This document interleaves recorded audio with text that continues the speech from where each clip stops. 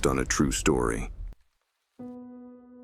In a forgotten corner of God's creation, where suburban streets melted into barren fields, stood Madison Manor, a grim abode with weather-beaten shutters and a creaky roof.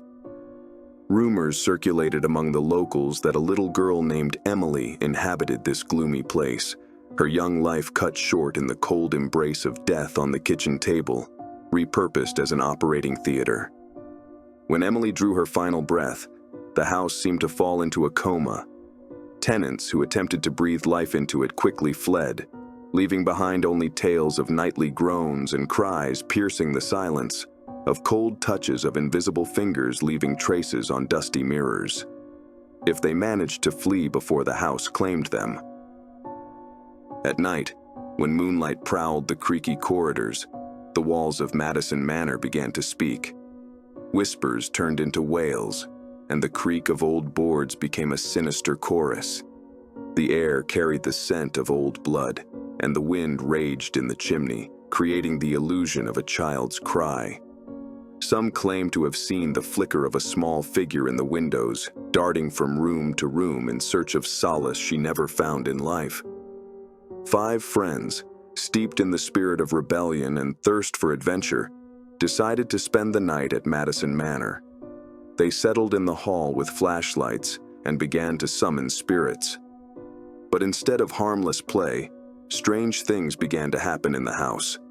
Doors slammed shut on their own, and the old doll Emily, found in the attic, moved to the center of the circle. When one of the boys, Jake, picked up the doll, he was overcome by inexplicable panic. His body began to tremble, and he screamed, claiming that someone was scratching him from within. Horrified and bewildered, the others saw bloody marks appear on his arms, seemingly out of nowhere. At that moment, a loud scream echoed through the house, and all the flashlights went out. Darkness engulfed the room, and the teenagers felt a cold wind brush past their faces. When the light flashed again, Jake lay unconscious on the floor, surrounded by scattered furniture and toys. Emily, the spirit of the little girl, sought company to feel alive again, and anyone who dared to disrupt her eternal solitude became part of her game. Now the teenagers knew that the legends of Madison Manor were not so harmless, and that some games could end too realistically. Terrified by what they had witnessed, the 4 remaining friends, Mike, Sarah, Leah, and Tom, rushed to the exit. But as they approached the door, the shutters slammed shut with a crash, plunging the room into impenetrable darkness. The flashlights, one by one, began to malfunction, as if an unseen force were gradually taking away their last rays of light. Fear paralyzed them, and they realized that leaving this house was not so simple. A heavy silence hung in the air, broken suddenly by the sound of footsteps. Tiny steps, the patter of invisible feet on the old wooden floor. Sarah tried to find the light switch, but instead her hands encountered cold, damp walls covered in something slimy and repulsive. Leah, whose eyes slowly adjusted to the darkness, noticed a strange movement at the edge of her vision.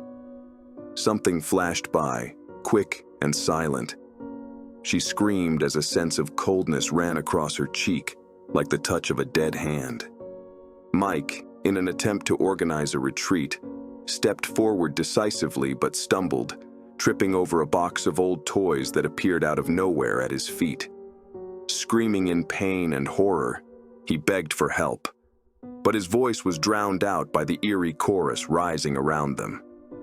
Tom, his heart pounding wildly in his chest, tried to calm his friends, but his words were interrupted by whispers that echoed throughout the house. The whispers were everywhere and nowhere at once, resembling a child's lullaby that sounded like a curse. They huddled together, feeling the cold darkness closing in around them. Emily was playing cat and mouse with them, and their fear fed her. They could sense her presence, in every breath, in every rustle. And then the hunt began. First, Sarah felt her hair stand on end as she saw a faint glow, two small, pale lights like eyes watching her from the darkness.